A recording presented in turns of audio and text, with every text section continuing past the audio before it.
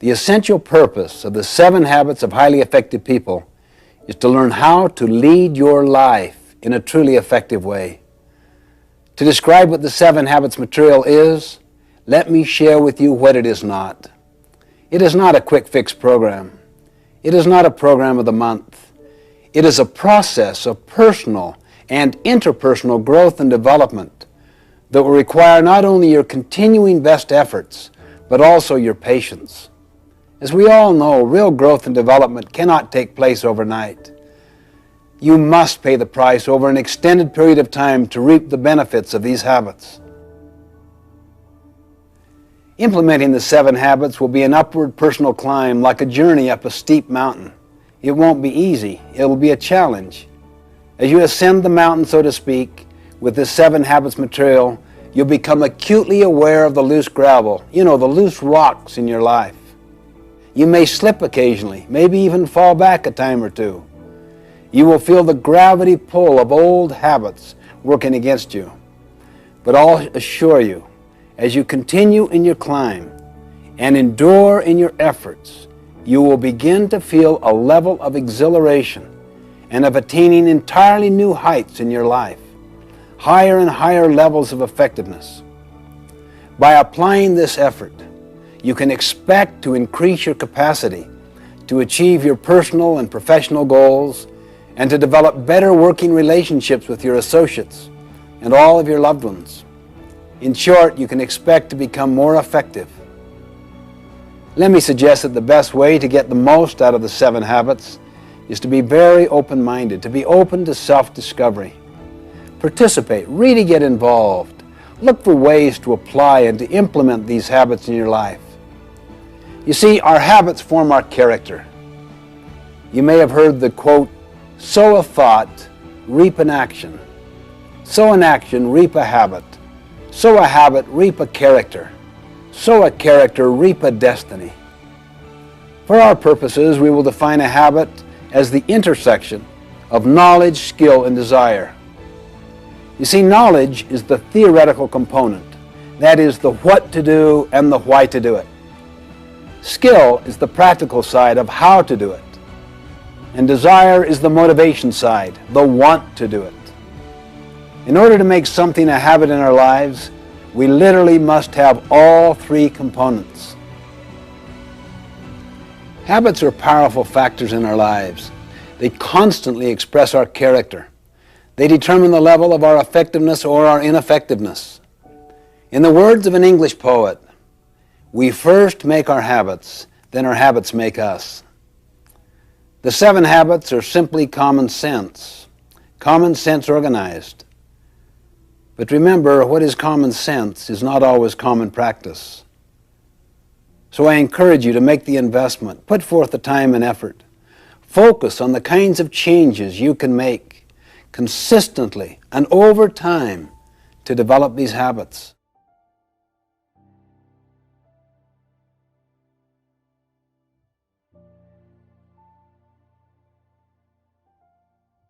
I wanted to study the success idea in America and how it evolved. So I got into the popular success literature going back for 200 years. This included many, many books, magazine articles, annotated bibliographies, summaries, reviews. I literally tapped into thousands and thousands of sources, either directly or indirectly. As I worked, I started to sense a pattern. As soon as I sensed this pattern, I looked for evidence of it, and the evidence was everywhere. The basic finding was this. For the first 150 years, almost the entire focus of the literature was on character, on principles, on what we might call the character ethic. Attributes such as integrity, fidelity, courage, compassion, contribution, responsibility, justice. These findings became the basis for writing the 7 Habits of Highly Effective People. And then, because of many, many societal forces, the emphasis gradually shifted in the early 1900s, particularly in the 20s and the 30s, away from the character ethic to what we might call the personality ethic, which focused more on techniques than on principles. You are probably familiar with many books that illustrate the literature of the personality ethic. They basically deal with how to take care of yourself, how to look good, how to dress in particular ways, how to create the right image. In other words, the personality ethic focuses on how to appear to be rather than on how to actually be. Many of these techniques have real merit. However, if they don't have their roots in the character ethic, if they don't have their roots in principles, they won't have the power to create enduring effectiveness. For example, what if people learn techniques of influencing others, but they're fundamentally duplicitous or deceitful in their character? What if they really wanted to use people to build their own economic success? They might develop smoothness in their relationships so that they can have their own personal ends achieved, money, fame, glory, whatever. They really couldn't care less about contribution or service, purpose, adding value, helping others. How much trust would you have in them? How willing would you be to follow them or to rely upon them when things get tough? You know, one time I had a student come to me and say, "How am I doing in your class?" I looked him in the eye and said, "You really know how you're doing, don't you? A lot better than I do. How are you doing?" And he kind of looked down squeamishly. "Well, not too good, I guess. I just had kind of a rough time lately, and maybe I haven't applied myself as much as I should have." You really came to find out how well you'd psyched me out, how well you'd psyched out the system, isn't that right? When in fact, you kind of know in your heart how you're doing. "Well, how am I doing?" he said. "How are you doing?" Let's focus on what's really happening, not on what's appearing to happen. You see, this whole personality ethic with its technique focus is like the tip of an iceberg. The tip, or that part which is seen on the surface by others. It's above the water. The character ethic is like the great mass of the iceberg under the water. People often do no work in the foundation where the great mass is, where the greatest long-term impact is. Too many people give all their energy and focus to the tip of the iceberg, that is, to learning techniques that others can see. You see this even in organizations, not just individuals. You see, programs change, practices change, principles do not change. If we help individuals and organizations to internalize principles, they will know how to adapt the practices to address specific situations. Let me emphasize that techniques have their place. They're very important. I really mean that. I mean, you want good human relations techniques, public relations techniques, communication techniques, management techniques. But when we use techniques to cover our own lack of character, they become manipulative. They undermine trust and confidence. You see, what we really need is the character ethic. And that's essentially what the 7 Habits is about. This material is based on an inside-out approach, meaning we give our first energies to our own character development before we focus on techniques or how to be more effective with others. Gandhi beautifully demonstrated this principle once. A mother came to him and said, "Would you help my child reduce the amount of sugar he is eating?" Gandhi paused, thought, and answered, "Well, talk to me in a week." A week later, the mother asked him again, and he talked to the boy, and the boy agreed. And the mother said, "Why didn't you talk with him last week?" Gandhi smiled and said, "You don't understand. Last week, I too was eating sugar." Unless we work on our character, we will not develop trustworthiness. And trustworthiness is built by the combination of both character and competency. We could have all of the ability in the world, But if we don't have the basic character to be reliable, to take responsibility, others will soon learn to distrust us. They're fearing that we're just trying to meet our own ends, perhaps at their expense. In my opinion, unless we return to the character ethic, we won't have the basic foundation of trustworthiness. That's what leads to trust, which is needed to build effective interpersonal relationships. In the final analysis, what we are communicates far more eloquently than anything we say or do. I love the quote of Henry David Thoreau: "For every 1,000 hacking at the leaves of evil, there is one striking at the root." In other words, let's work primarily on the roots to begin with and build a foundation of trustworthiness.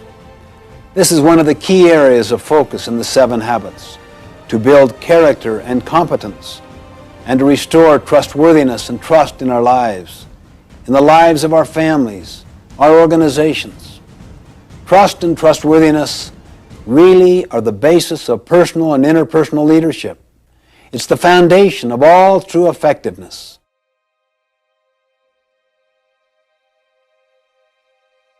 I would like to stand back and look at the basic structure, the basic framework of the 7 habits as a whole. You see, they're organized in a particular way for a reason. They're all interrelated. In fact, the relationships and the sequence among the habits are the key to their overall power. To help us visualize the sequential and progressive nature of the 7 habits, I'd like to use a simple diagram I call the maturity continuum. Maturity refers to a process leading to growth and development, and continuum refers to the continuous, incremental nature of growth and progression. If you were to see a maturity continuum line from low maturity to high maturity, there would be 3 basic levels to it. The first level is dependence. The second level is independence. And the third and the highest level is interdependence. Let me define these 3 terms very briefly.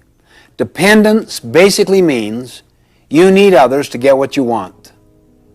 You see, all of us began life as an infant, dependent on others for nurturing and sustenance. I may be intellectually dependent on other people's thinking. I may be emotionally dependent on other people's affirmation and validation of me. Dependence is the attitude of you. You take care of me. You come through for me. Or you don't come through. I blame you for the results. Independence basically means you are pretty much free from the external influence, the control, and the support of others. You think, you act for yourself. You're validated from within. You're inner-directed. You're self-reliant. You get what you want through your own effort. Like dependence, it is possible to be independent in various areas, physically, financially, intellectually, emotionally, while not being independent in other areas. Independence is the attitude of I. I can do it. I am responsible. I am self-reliant. I can choose. True independence of character empowers us to act rather than to be acted upon. It frees us from our dependence on circumstances and other people. It is the avowed goal of many individuals and also many social movements to enthrone independence as the highest level of achievement. But it is not the ultimate goal in effective living. There is a far more mature, more advanced level. The third and highest level in the maturity continuum is interdependence. If people were interdependent, what would they be? They would be very much like a marriage, a family, an executive team where they need to cooperate together in order to accomplish what I want, what you want, what we want together. In fact, we live in an interdependent reality. Interdependence is essential for good leaders, good team players, for success in marriage, for family life, and organizations. Interdependence is the attitude of we. We can cooperate. We can be a team. We can combine our talents, our abilities, our best efforts to achieve our highest success. Now here is the basic insight. Think on this. Until you and I are independent, we cannot be interdependent. Let me say that again. Until you and I are independent, we cannot be interdependent. In other words, we can't do calculus before we understand algebra. We can't run before we learn to walk. We neither can learn to work cooperatively with other people if we don't have internal self-mastery. That's why the first three habits, be proactive, begin with the end in mind, and put first things first, deal with self-mastery, self-control, self-dominion. They form the deepest part of our character. They constitute what I call the private victory, the victory over self. You see, private victories must precede public victories. To lead others effectively, we first must be able to lead ourselves effectively. For example, when I make a commitment to get up early and exercise, and I literally carry it out, I feel better. I feel better about myself. I have greater emotional strength. I have better physical energy. You see what that means? A private victory. As a result, I do better in all my relationships with others. That's the public victory. However, have you ever noticed the tendency to be irritable with others after failing to keep a commitment to yourself? I know, speaking for myself, I can usually trace my weaknesses, my failures in dealing with others to some flaw, some failure to win my own private victory. These first three habits lead us from dependence to independence. Then once people have control over themselves and have a measure of independence, they're ready to deal with the next three habits. Think win-win. Seek first to understand, then to be understood, and synergize, all of which helps us in our relationships with others, enabling us to be successful with people. Habits 4, 5, and 6 develop what I call the public victory, effectiveness with others. It's based on teamwork, on cooperation, and communication. Habits 4, 5, and 6 utilize our personality. They're more skill-based, and they lead us from independence to interdependence. That is the attitude of we, where we cooperate to accomplish desired results. Then habit 7, sharpen the saw, is the habit of renewal, of regular, balanced renewal in all of the dimensions of our life. It surrounds and encompasses all of the other habits.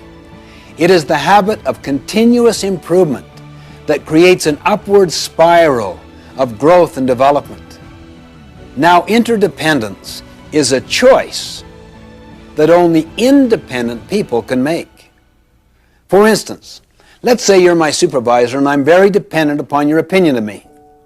I'm also dependent financially and intellectually upon you. But let's say you have some blind spots in your performance and you really need feedback.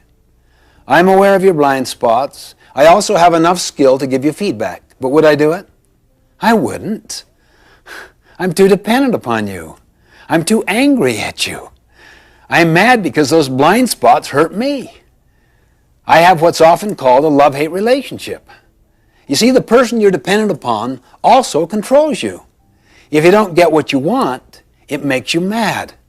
So I wouldn't possibly give you honest feedback. I don't want to rupture my relationship with you. So what do? I talk to others, and then they share their experiences, and they validate me, and we badmouth you. We're simply not interdependent. If I were truly interdependent, that means if I'm first of all independent, I could go to you and I could say, could we have a visit? I would like to share some of my concerns. But if you were dependent yourself and used to borrowing strength from your position power, you might try to intimidate me. You might say, well, what is it, Stephen? Let's get to it right now. What are your concerns? On the other hand, if I'm emotionally and intellectually independent from you, I could be courageous and kind at the same time. I'm patient. I don't give up, but I don't give in. I could say, we need a little more time where we're not going to be interrupted. Let's do it at our mutual convenience. You would sense that you're dealing with a person of integrity, of power, of strength, of courage. You would also know from my professional development opportunities and the way I have exercised them, I've got about 10 other jobs I could go to at any time. You probably also know I'm the only one in your crew that isn't bad-mouthing you. I have no need to badmouth. I have no energy around your weaknesses.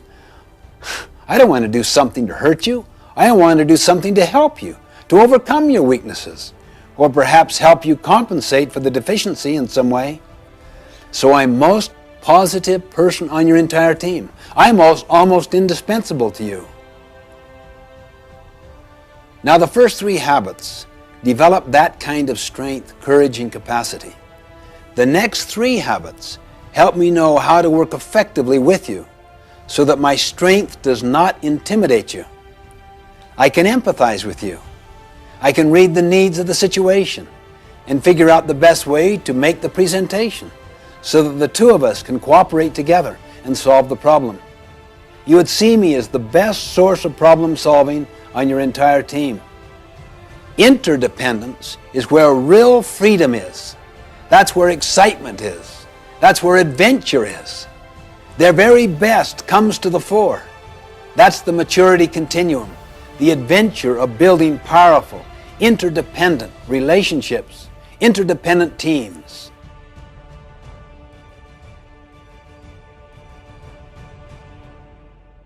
A brief overview of each of the habits. It's like getting a kind of airplane view of the whole mountain range before we go down to explore the detail. Habit 1, be proactive, basically means that your life is a product of your values, not your feelings. That your life, or the organization's life, is a product of your decisions, not your conditions. The opposite of being proactive is to be reactive, which basically means that your life is a function of your feelings, your moods, your impulses, other people's treatment. The underlying principle of habit 1, be proactive, is to take responsibility. The concept is you and I have the capacity to choose our response. Habit 2, begin with the end in mind, basically means that all things are created twice, and habit 2 is the first creation. Habit 2, begin with the end in mind, means that you get a mental image, a picture of where you want to end up in this meeting, in this relationship, this year, in your life. To a company, it is the vision it has of its future. It is the creation of that vision. Habit 2 is based on the principle of vision, of purpose, of meaning, of mission. Habit 3, to put first things first, is the second creation. To put first things first means you decided what the first things were in habit 2. Now you have the discipline and the commitment to keep them first. The opposite of putting first things first is to put second or third or fourth things first. That's why many people really deeply value their family relationships, their health, their personal integrity. But they get caught up in the powerful social value systems, timetables, and agendas of their culture. Never question it. so that the first creation has already been done for them, done to them in the form of programs, scripts that they never question. Then they get on this ladder of success and they arrive at the top rung, only then to realize the ladder is leaning against the wrong wall. They come to realize that no one on their deathbed ever wished they'd spent more time at the office. As Goethe put it, things which matter most must never be at the mercy of things which matter least. Habit 4, think win-win, is the habit of mutual benefit. The underlying paradigm or principle is abundance. There is plenty out there and to spare. So you don't have to be threatened by the strengths of other people. You can nurture competency around you higher than your own. It doesn't threaten you. You can share knowledge. You can share recognition, gain, profit. The opposite is scarcity, not abundance. It's like a piece of pie. There's only so much. If you get the recognition, I may not get it. If I share gain or profit with you, we will have less. Habit 4, to think win-win, comes from the principle of abundance, not scarcity, meaning the pie gets larger and larger and larger. Habit 5, seek first to understand, then to be understood, is the habit of empathic communication, meaning you always seek to understand first.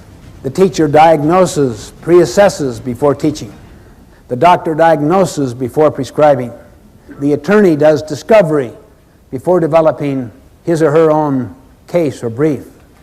Understand first before you seek to be understood, before you seek to contribute, before you take action, before you have the basis for judgment. Habit 6, synergize, is the habit of creative cooperation, seeking to understand. We create something that was not there before. That takes high levels of cooperation. The principle behind habit 6 is the principle that 1 plus 1 can equal 3, 4, 10, 20, 1,000. It's the principle of putting two boards together that are stronger in total than adding the sum of the boards separate. It's the principle of valuing differences, not tolerating differences, not accepting differences, celebrating differences. Habit 7 is called sharpen the saw. It is the principle of renewal, the principle of continuous learning, continuous improvement, getting better constantly. It's based on the principle that we have the capability of charging our own battery. The opposite of habit 7, sharpen the saw, is to just let the blade get dull, to let the mind atrophy, to let the body lose its tone and its vitality through junk food and no exercise and trying to live a life of hedonism, pleasure-seeking, rather than one of contribution and service. It renews each of the other 6 habits.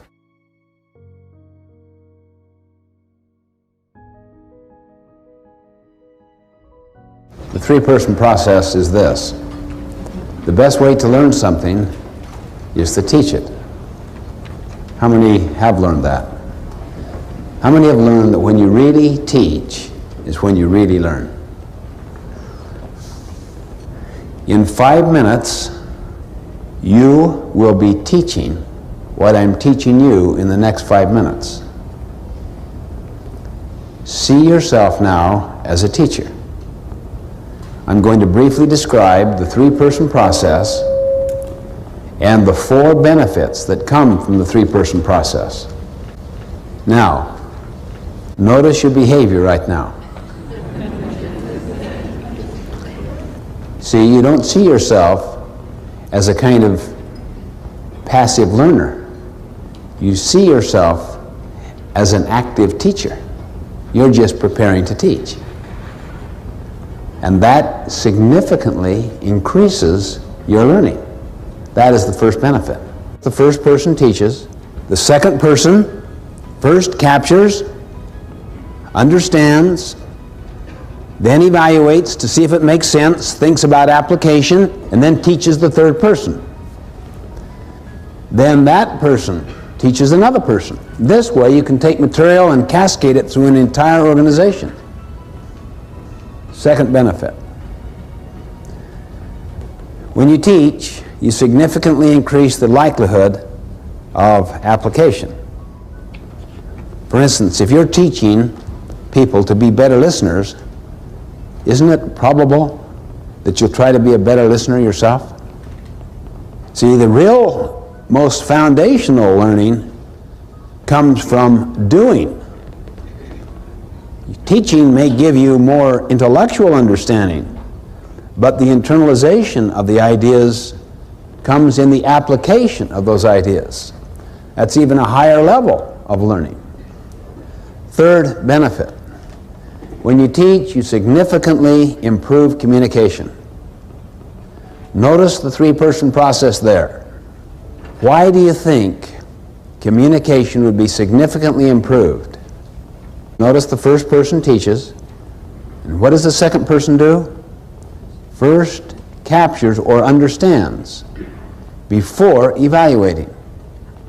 What is the number one obstacle in the field of communication? People do not listen. They do not capture accurately. They evaluate while they're listening. But if people are trained to capture accurately, completely, before they judge, you can listen for purpose, main points, how each point is proven or validated, how each point is illustrated or applied, and value. The fourth benefit. When these things happen I'm talking about, it is very bonding to the relationship. The relationship gets steeper and stronger. Why? There's so much authenticity. There's so much sincerity. There is so much empathy and creativity being manifested in the communication processes. When you do this with your children, you will learn better. The next time you send somebody to a convention, to some training activity, to some association meeting, before they go, what do you say to them? When you return, you will have the privilege of distilling the essence of what you learned to the assembled staff for half an hour. You'll find they'll attend the meeting sober. They'll take notes. From the moment you give that assignment, they will be in Sweat City. Seriously, they'll go to work. All 8 cylinders will go to work. It's the single most powerful thing I have ever learned in the field of education. Use the three-person process and you will double, quadruple the impact. And you will see those 4 benefits happen.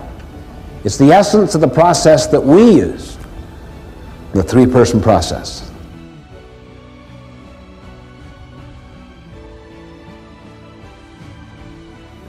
We have to realize that it is all based upon principles, upon natural laws. That is why we are presenting this foundational material first. We need to understand the concept of a principle and the concept of a paradigm, and also how to define effectiveness. Then we'll look at the 7 habits. I suggest that principles are not only natural laws, objective, factual, external to ourself. I suggest they are also self-evident. How would we know that?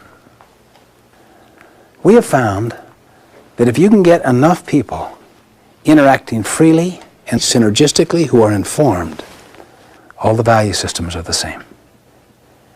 We find that regardless of one's background, religion, culture, nationality, race, gender, regardless of the level in the organization, regardless of the industry or the profession, the same underlying values are universal.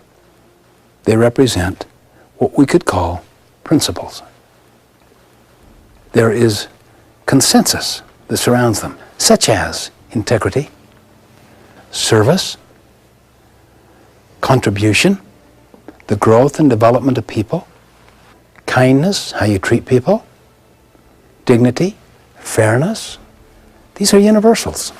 Every one of the habits represents a principle, a fundamental natural law that is self-evident. Now, let me just give an illustration of the difference between a social value and principles. It was a dark and stormy night. Captain, Captain, Captain, wake up. What is it? Sorry to awaken you, sir, but we have a serious problem. And we've tried to solve it and can't. What's the problem? There's a ship in our sea lane about 20 miles away that refuses to move. Well, what do you mean they refuse? Just tell them to move. We have, sir. That's the problem. They won't respond. I'll tell them. The signal goes out. Move starboard 20 degrees. The signal comes back. Move starboard 20 degrees yourself. What arrogance. Who is this guy? He doesn't know who I am. Let him know a captain is giving the command. The signal goes out. This is Captain Horatio Hornblower, the 16th. Move starboard 20 degrees at once. The signal comes back. This is Seaman Carl Jones, the 3rd. Move starboard 20 degrees at once yourself. This is a command. A seaman commanding me, a captain. I can't believe this. What is going on? Let them know who I am. We're a battleship. We could just blow them out. The signal goes out. This is the mighty Missouri, flagship of the 7th Fleet. Signal returns. This is the lighthouse. You see, lighthouses are like principles. We don't break them. We break ourselves against them. This is why humility is the mother of all other virtues. Openness, teachability, humility, awareness of external realities. If you can cultivate that and apply it with other people, you'll change the whole nature of the culture. It'll become a principle-centered culture, not one driven by social values. I had a friend of mine who said, our company is value-driven. I said, every company is value-driven. Hitler was value-driven. The question is, are the values in alignment with principles? That is a humbling question. Are my values and my habits in alignment with principles, with natural laws? Now, when principles and values are aligned, then you could use the words interchangeably.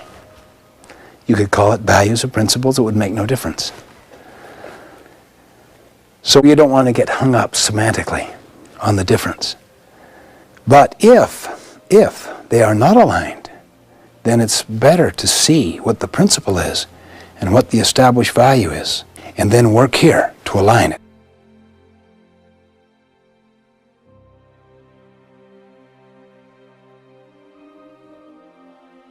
The law of gravity.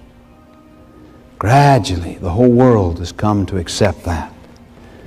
The apple falling out of the tree and hitting the scientist's head. Simple observation. The law of gravity governs. What if you had a legislature trying to repeal the law of gravity? A principle is the actual reality, like the law of gravity, the way things are. How many here, when you were in school, did a lot of cramming? Be honest now. How many got really good at it? How many here have ever worked on a farm? Ever cram on the farm? I don't mean just work hard at the end to bring in the harvest. I mean forget to plant in the spring, flake off all summer, and then really work hard in the end to bring in the harvest. Well, it's patently foolish. We know that. Why? Because a farm is a natural system and is governed by what? Principles or social values? Principles. What about the development of our mind? What would you say? Social values or principles? The development of the mind, not the getting of a degree. You can't fake it. The development of the mind is based on principles, the law of the harvest, not on social values, however popular. What about the body? What would you say? Social values or principles? Our health, physical, mental, spiritual, emotional, is governed by the law of the harvest, by principles, not by social values.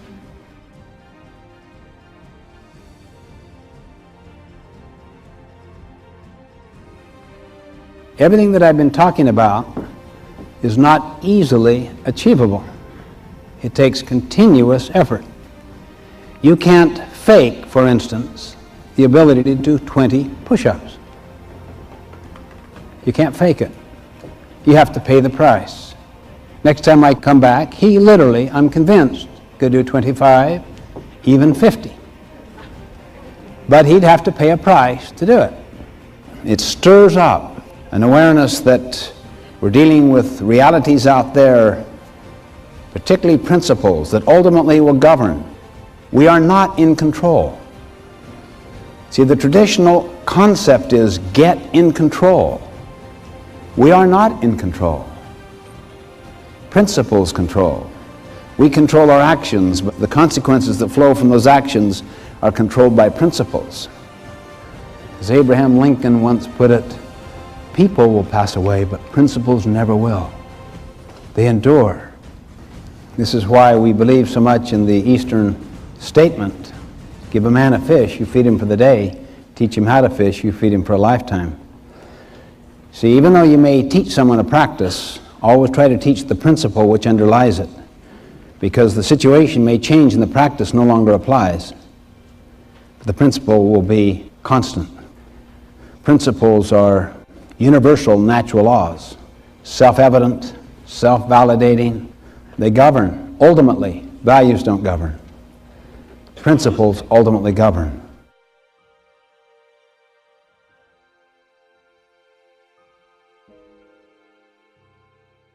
The Greek root paradigma. It basically means a pattern, a model, a representation, something that stands for something else. It comes from the mental image you have in your mind of the way things are out there. And the images we carry in our heads of the way things are, of reality, come basically from our own backgrounds, our own experiences. All of us think we see the world as it is. In fact, we see the world as we are.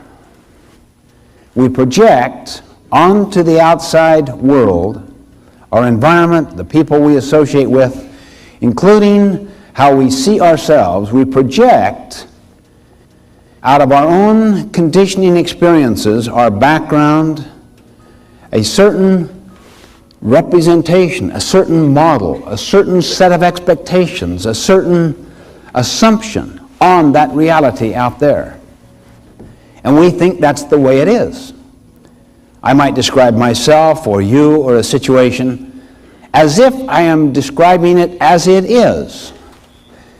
In fact, I am describing myself, that is, my perceptions, my frame of reference, my worldview, my value system, my autobiography. And I'm projecting it upon the outside. You see, a paradigm is the map you have in your mind.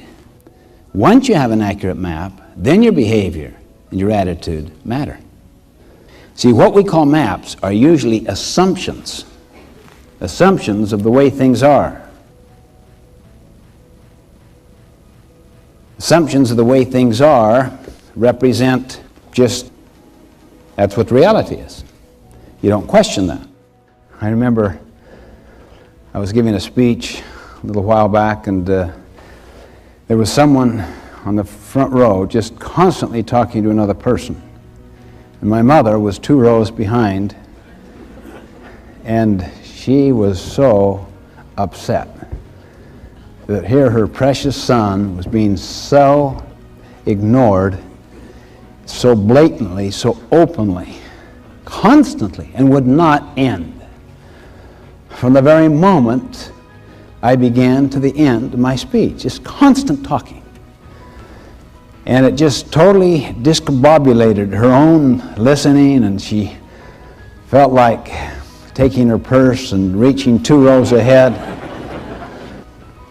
Anyway, she went up afterwards to the person that was running the conference, and did you see that? Did you see what was happening? Can you believe that right there on the front row that... Yeah, I know. She's Korean. That's her translator.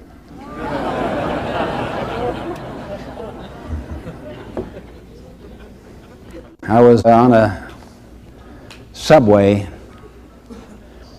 very, very large metropolitan city. Sunday morning, it was quiet, sedate. Bunch of young kids run into the subway. Father follows.